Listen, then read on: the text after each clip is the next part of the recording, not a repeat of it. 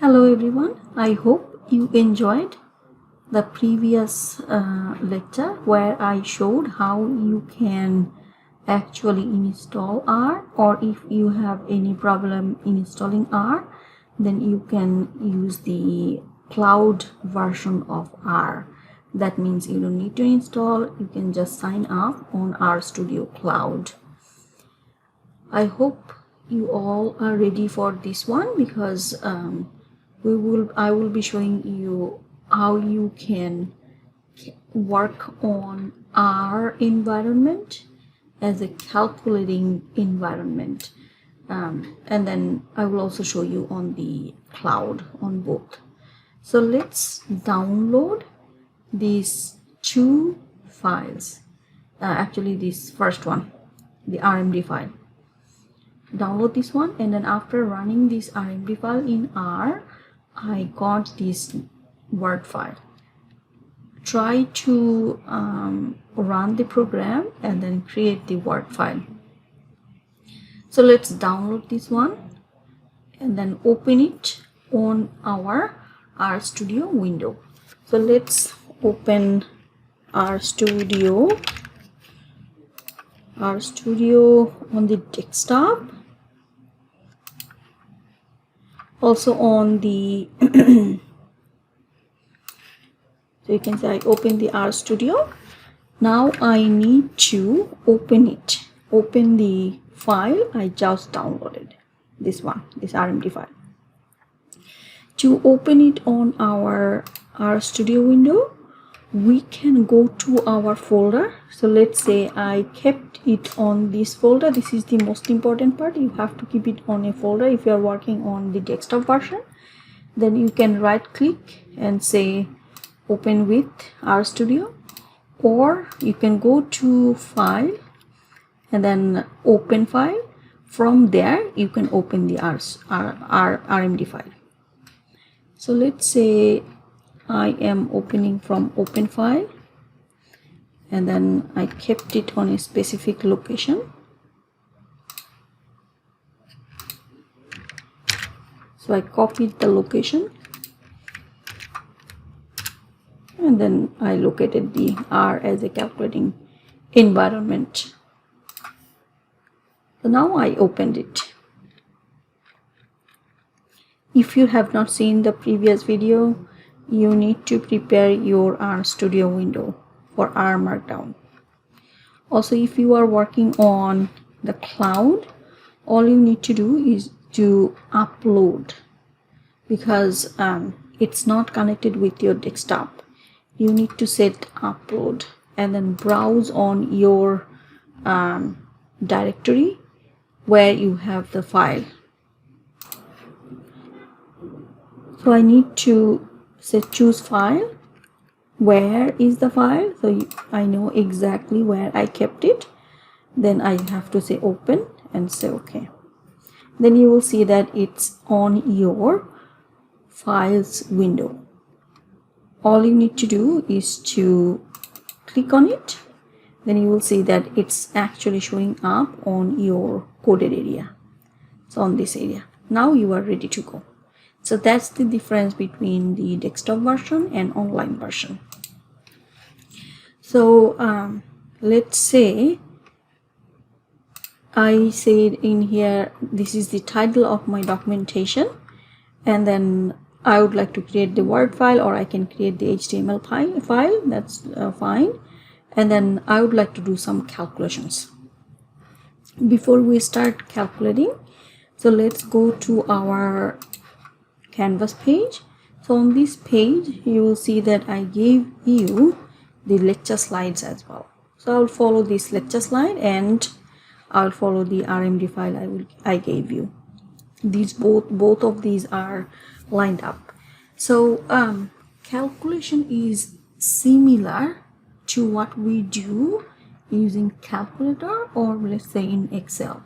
So you can see for addition we use plus sign, for subtraction we use minus sign, and multiplication is the star, and then division, and then exponentiation, power of some values, and we can also use the parentheses. Sometimes we need to separate some values, then we can use those parentheses in functions.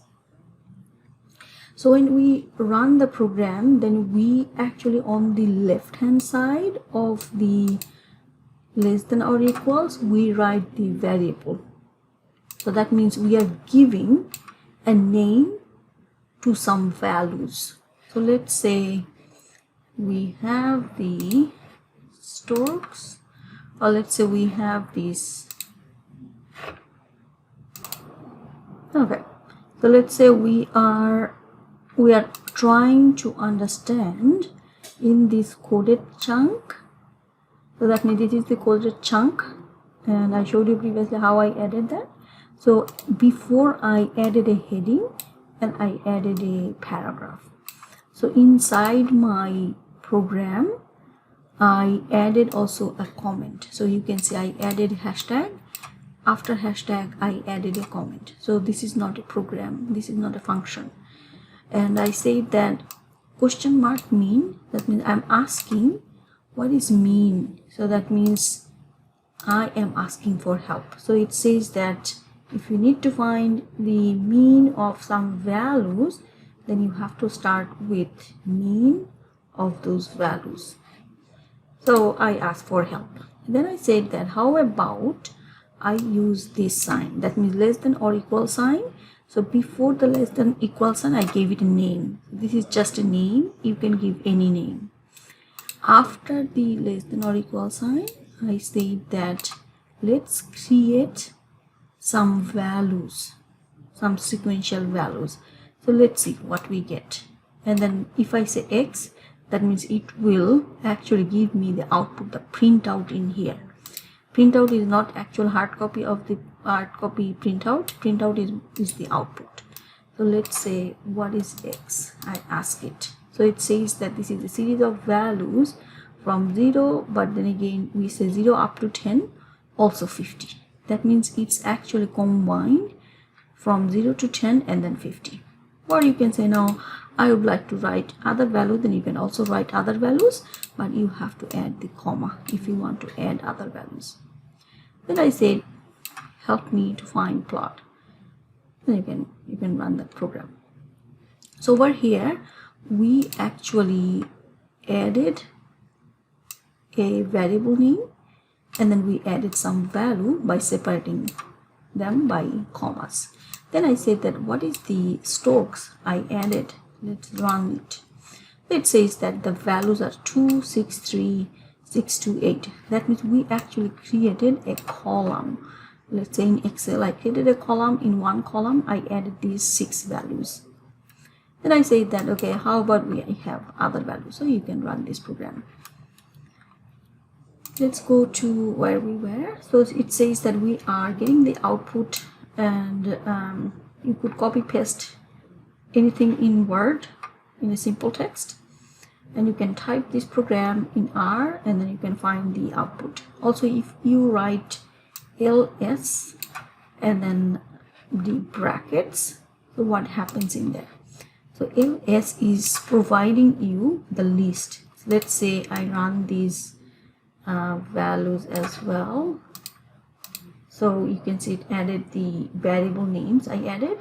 In the variable all of them are numerical values, so that's why it says they are numerical.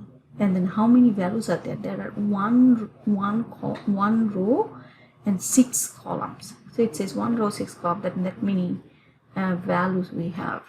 So if I say ls, small ls, and then bracket, it will give me the list. That means what I so far ran, or what I so far wrote in here and ran. So you can see baby strokes, and then X. That means those are the variables I created. So it gave me a list. Maybe in the exam I will ask you, if I want to find a list of the functions or list of the variables or the data set I run in this window, how I can find the list. Then you can say that ls and then this bracket. Okay. So the next one is that So instead of running the program line by line, you can enter the commands into the separate file and call R script. That means you can also separate them. So we can call any other program within R and then run the program, or you can open the program and run it in R. And so you will get separate windows that I showed you. So for exercises, all you need to do, open an R script. Also in that R script, we created actually let's show you what I meant. So in here, to add more code, we did not write it in here. So we said that what we would like to do, writing and saving codes. So we said we are going to add a new chunk. So in here, to add a new chunk, I went to insert and added a new chunk. So over here, I added variables. So that's what it says in here. So that means we are creating a new chunk and added these. So what these are going to give us. So let's see. So I added tree information. So I added DBH and I added height value. So if a tree has DBH 10.1, height is 14.2. That means I match wherever those values are. Let's run these two variables. So that means I created these two variables. Then I said that these two variables are separate right now. I want to join them. I want to create a data frame. So that means I need to add data.frame function. So using that function, I can create a data frame. Right now we have it separately, DBH and height. But if I want to create a frame, a data set, then you can see, because of using data.frame, it added these two variables and then it saved it as tree data 2. So you can give it any name. So over here you can see it has 9 observation and 2 variables. So that means if I click on this data, so you can see DBH and height. So that means it's actually combine my 2 variables into a data set. Okay, let's close the data. Then I said that what are the variable names inside my tree data 2. If you find that your data is really big and you don't want to open it, sometimes it takes a long time, then you can use this function. Within the names function, I say that which data set I need. That means within the bracket, you have to say that what's the names of that data set. That means what are the variable names. So let's see what it's going to show me. So it says that inside tree data 2, this data set, we have 2 variables. The names are DBH and height. So let's say I would like to create a graph. To create a graph, all you need to do is, at first you have to say plot. Plot is the function, and inside the plot function we have to say what is going on the x-axis and what is going on the y-axis. So that means I name the data, then I added the $, and then I said that you can use this symbol, the tilde symbol, or you can use the comma. Either way is fine. Then I say that in my x-axis give me height, in my y-axis give me DBH. It's really easy to write. So if you say plot, so you can see I plot. Then I say tree. See, if I write tree TRE, then it shows me what are the options. So we select tree data 2, and then $, that means within this tree that 2 data, which variable you want to select for the x-axis. So I said height, comma, again tree that 2 $, that means which variable I want to use. I said I want to use DBH. Then you can just select and run, so that you can see on your x-axis, on your y-axis, those two variables are there. In Excel you created scatter plot. We also created scatter plots. That means the for height value, let's say less than 15, what would be the dBH value? So that's why we have the dots.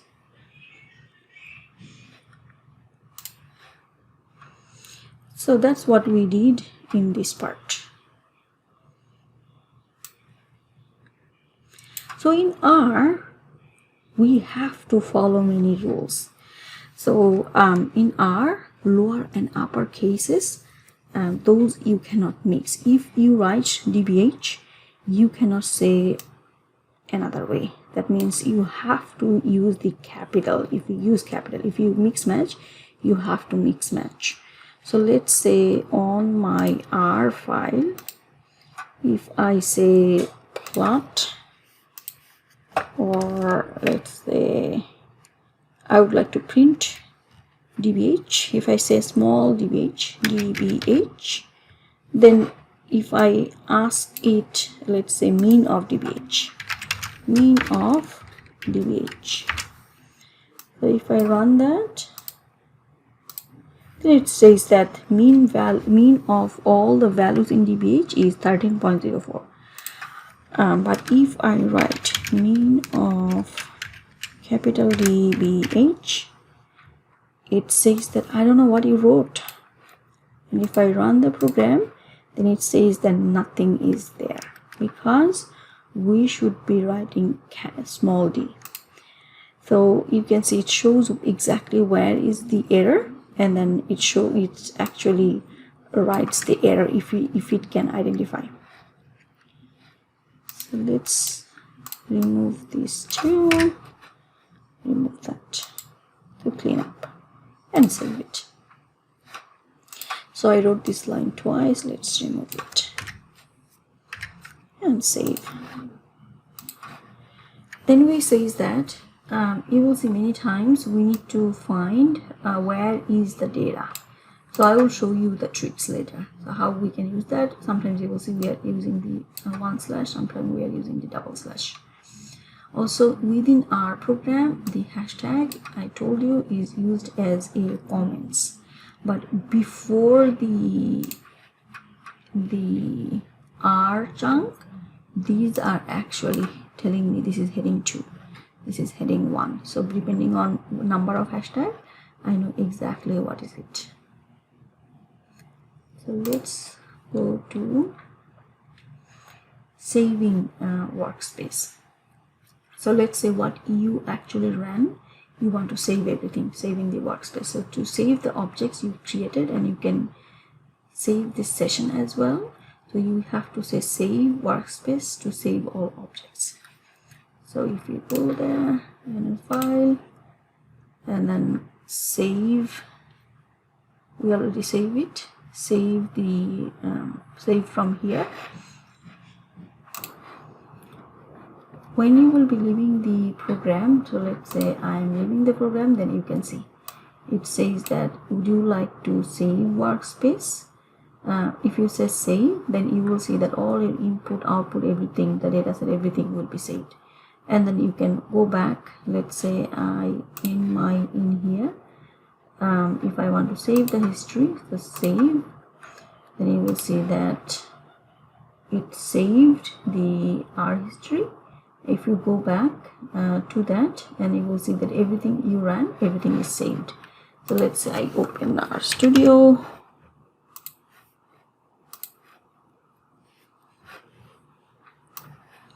So what I was running in here, everything is saved.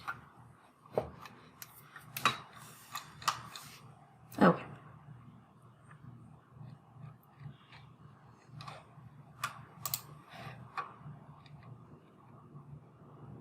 So you can also do some cleanup. Always it's a good idea to remove or anything you don't need in R. And you can go to the edit and clear the console, or you can say remove whatever you bring in, you can remove everything from there. So let's say edit, and then if you say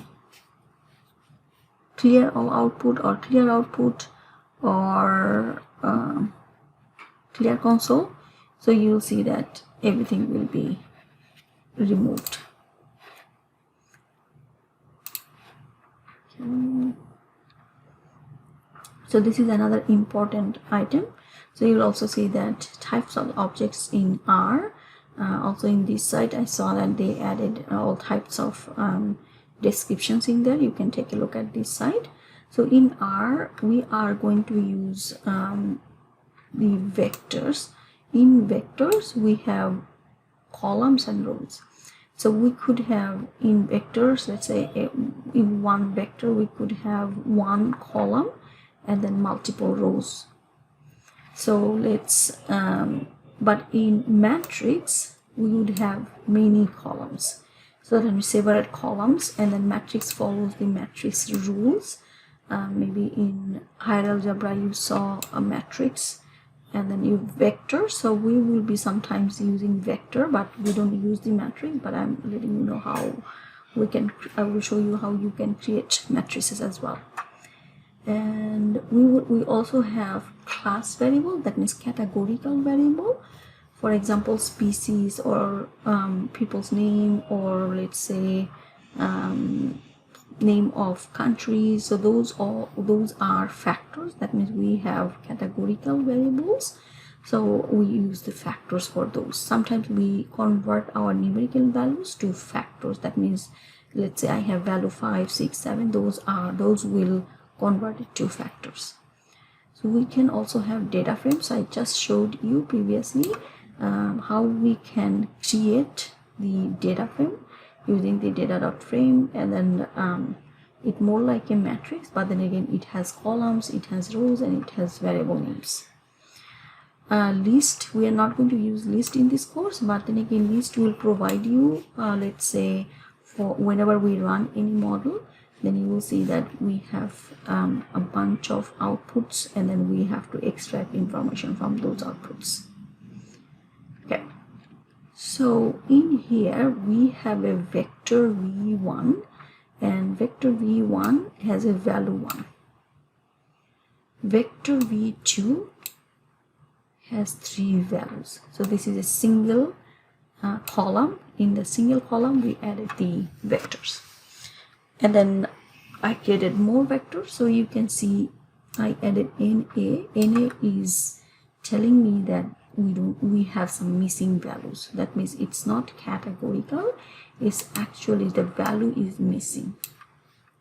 If I need to know how many values we have in vector 1, I have to use the function length. Similarly, for other vectors I have to write the length of those vectors. Class, that means what type of data it is. So let's show you on the R file. So you can see I wrote the same in here. So I said that we have vector v1, v2, v3. Also we have missing values in v4. Let's run them. So those are listed in here. So you can also see that all of them are numerical.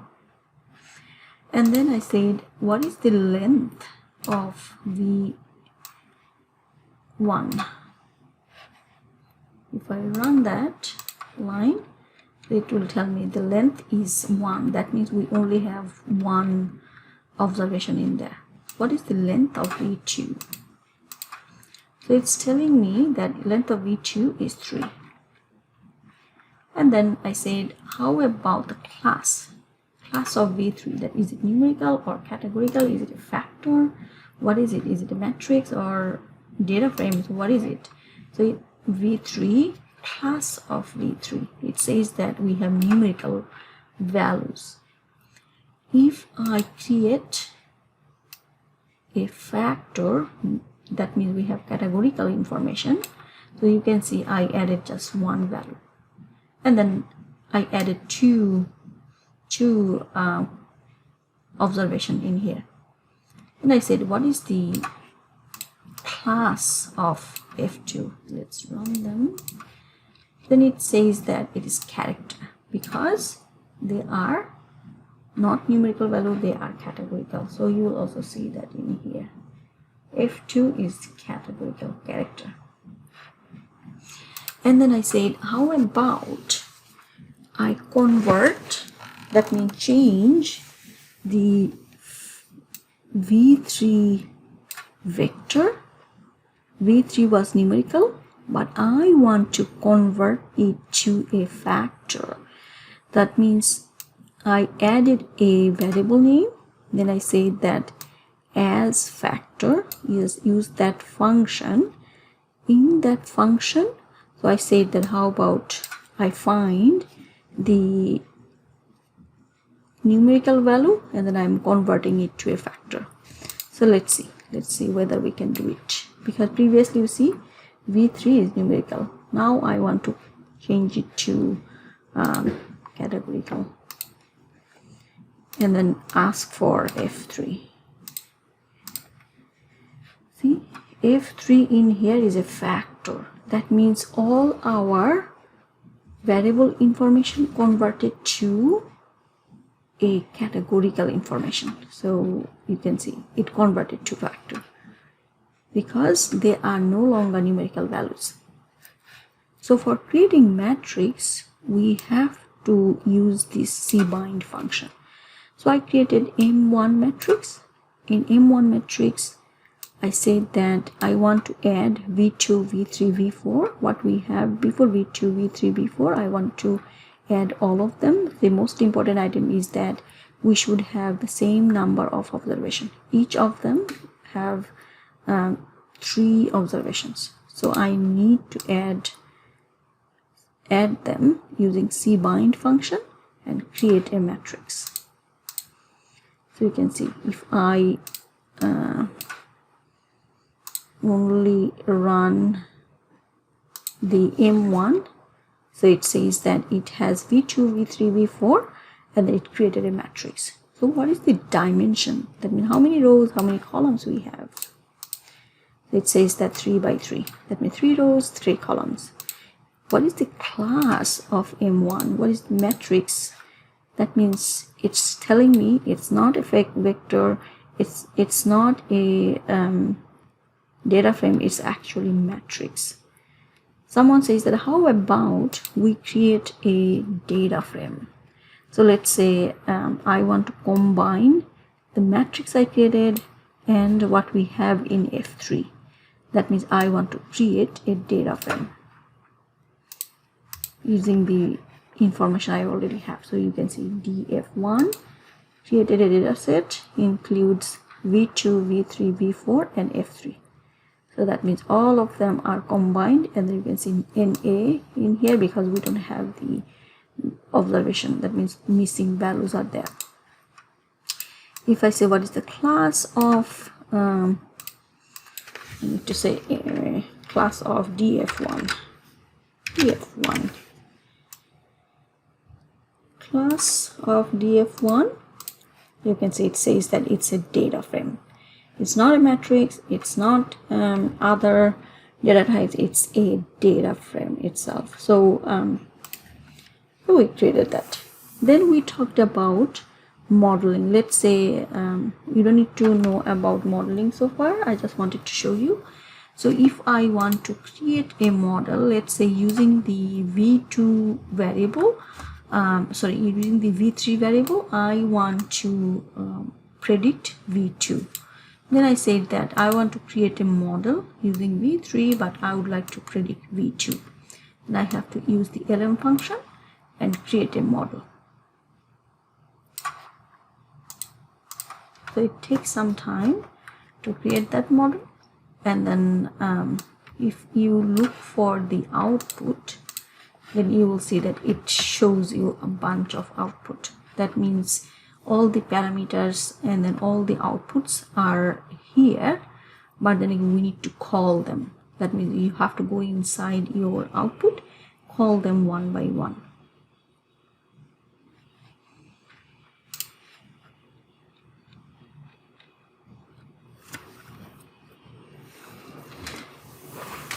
So that's what I mentioned in this slide. So the last item we have is that I would like to summarize our data. I would like to find the mean value, percentiles, so all those. So I will talk more about those later, but then again I would like to just simply summarize of our vectors. So let's say, let's clean up, and you can also clean up from here, or as I said, you can clean up from edit and then clear console, so everything is cleaned up, but it remembers everything. Always it's a good idea to save. So let's say I would like to summarize V4. If you're not sure, you can go to V4, or if you're not sure, you can say show me what is V4, and then run. V4 has 3 values and one of them is missing. So if I say give me a summary of V4, then it says that since it's numerical, so it has minimum value, it has maximum value, and then quartile. So within 25th quartile, within the 50th quartile, within the 75th quartile, what are the values we have. Also we have one missing value, so it gave me some information. It says that the mean of those values are 12. So you can see this is the output of my summary. So that means it's nicely summarized my data. If I want to summarize my df1, v2, v3, v4, and then you can see f3, we have all these in this data frame. If I want to summarize them, then I have to say summarize df1, summary df1. Then it's telling me that I have 4 variables, numerical variables, 3 numerical variables. One of them is categorical, and what are the minimum, maximum, and then mean value, and first quartile, median, and third quartile values for these variable. But then again, for the last variable, it's actually categorical because we converted the variable values to categories. So it says that the level 1 has the observed item 1. That means we only have, for level 1 we only have one observation, level 2 we have another observation, and level 3 we have only one observation. That means it's creating a frequency of these variable values. So we will be working on more on summarizing our data. So you can also ask, how about show me the string, that means the what is the v4. So it says that it's actually numerical and it has this many observation. More information about the object. So it says that, you know what, in df1 data frame, 3 observation, 4 variables, and then listed them just like what we have in here. So it's actually giving you the list, the output from here. So you can summarize and then you can also look at inside the data. So that's it for today, and the last task I have for you, save it and then knit toward. Then you will see that it will create a Word file. You can change the layout. It will be saved in here. So that this is the most important part. You need to knit toward so that you can see your output. Same thing for who are working online. That means you can run them. You can see what are the outputs we are getting, and then say knit toward. So it will be asking you to download, and it will be listed in here. You can see it says that do you want to install this package? If it says install, yes, you need to install package. If it recommends you to install package, so you can see it's installing package. Sometimes we need to install again, and then you will see that it's installing. So So after the installation is done, it's not going to ask you every time, it's just the first time. So you can say yes, download the file, and then you can download it wherever. Also it will be listed in here.